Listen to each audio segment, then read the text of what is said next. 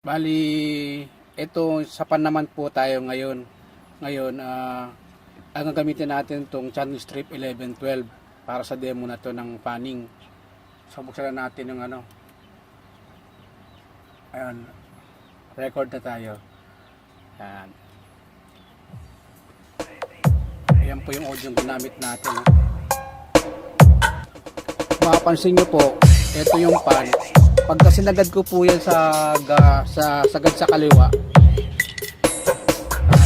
bali ang tutunog lang po sa atin ay yung pinaka left speaker ng ating main house.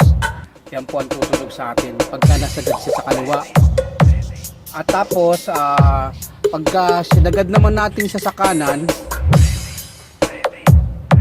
ang tutunog lang yung right nating speaker sa main house.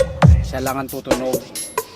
At makikita nyo rin niya, mapapansin nyo rin dito sa pinaka niya, sa waveform niya, kanan lang yung nakikita natin na tumutunog. Yung itong kaliwa, wala po yan, walang tunog. Tapos babalik ko po ulit sa kaliwa ulit, itong ating pan knob, sagad ko ulit sa kaliwa.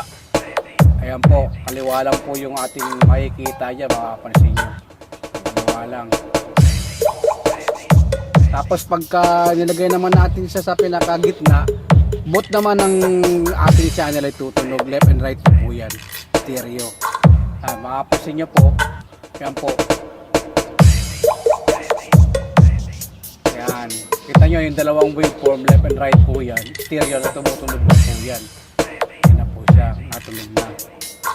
Yan. So ulitin ko ulit, pagka sinagad natin itong ating pan knob sa kaliwa lang ng ating speaker ang tutunog. Yan. At pagka sinagad ulit naman sa kanang speaker lang ang tutunog. Yan. Ito nyo ito, kanan lang. At pagka sa center naman siya, sa gitna naman, pinaka alas 12, parehas naman po silang tutunog. Yan po. So ganyan po ang gamit ng ating panning. Yan po ang gamit ng ating panning. Yan. Ang ating pan knob na yan.